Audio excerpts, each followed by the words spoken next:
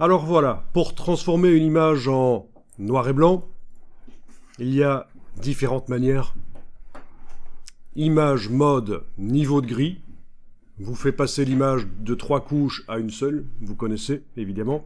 Si on affiche la palette des couches, menu fenêtre couche, on a actuellement 3 couches avec les vignettes en gris là, mais qui indiquent en fait les quantités de lumière rouge, vert et bleu. La méthode la plus stupide pour transformer une image en niveau de gris, c'est de faire image, mode, niveau de gris. Mais je ne vais pas le faire ici. Pourquoi c'est la plus stupide? Parce que c'est celle qui donne aucun choix. Vous n'avez aucun choix sur le résultat de l'image grise.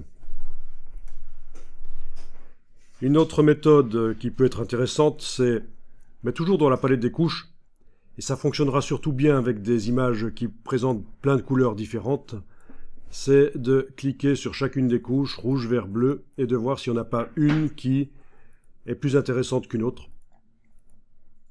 Ici, c'est surtout, dans le cas de mon image que j'ai choisie ici, c'est surtout le ciel qui change. Et c'est pas étonnant, ce qui est aussi en couleur, la banderole, qui apparaît vraiment différemment, suivant qu'on travaille sur la couche rouge, vert, bleu.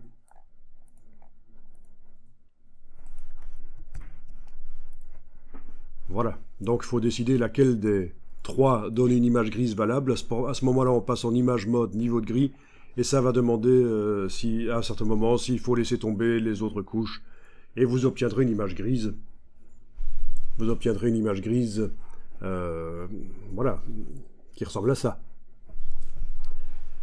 On va pas aller jusqu'au bout du processus non plus, je vous explique rapidement la transformation d'image couleur en image grise. Là, je reclique sur le mot RVB dans la palette des couches pour voilà, retravailler sur l'image en couleur.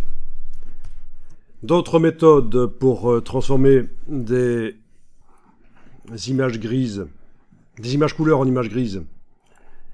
Le calque de réglage de type mélangeur de couches. Vous pouvez aller le tester si vous voulez, on va le jeter après. Donc, mélangeur de couches, c'est un des calques de réglage, mélangeur de couches. Vous avez dans le mélangeur de couches une option qui s'appelle monochrome. Parce que bon, en principe, le mélangeur de couches, c'est pour transférer des informations d'une couche à l'autre.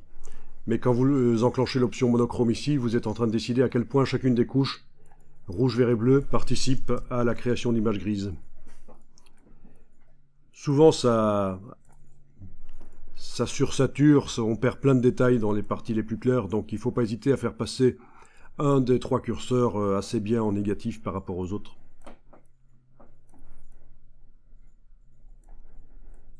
Bon, c'est pas extraordinaire non plus comme système. Mais enfin, ça donne le choix.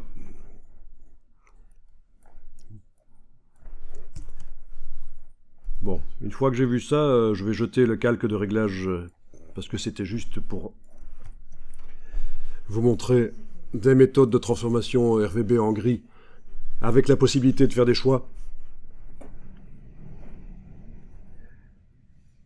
Autre méthode, et c'est celle qu'on va utiliser, ce n'est pas la plus complexe, c'est pas celle qui donne le plus de contrôle, mais c'est celle qui donne le meilleur rapport effort-résultat, c'est le calque de réglage de type noir et blanc. Donc vous allez en mettre un.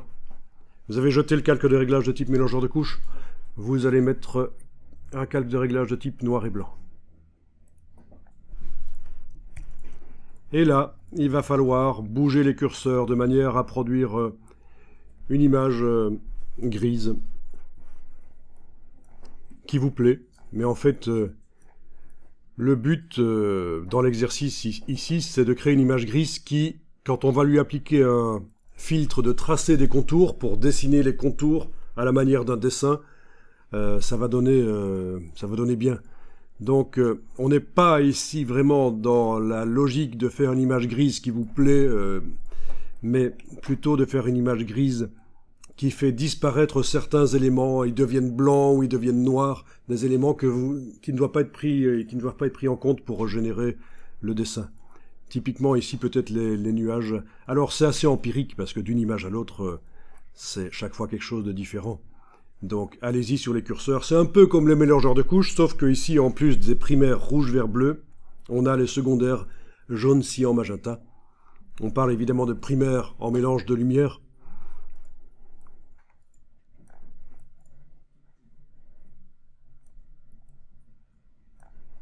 Donc vous testez, vous essayez d'avoir une image bien dessinée, bien claire, avec des parties à faire disparaître qui deviennent très sombres ou très claires.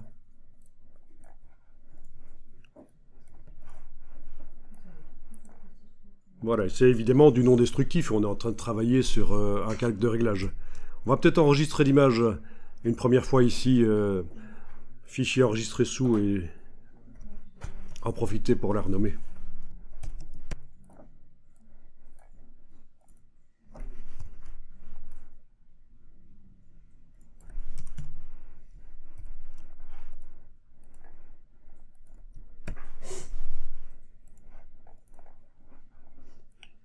Alors voilà, il faut faire un tracé des contours. Appliquer un filtre qui s'appelle tracé des contours. Mais le filtre, il faut l'appliquer sur ce qu'on voit là. C'est l'image en noir et blanc. Et l'image en noir et blanc, actuellement, elle est composée de deux calques. Le calque en couleur et le calque de réglage. Donc on va ruser pour y arriver à appliquer le filtre sur un objet qui regroupe ces deux calques.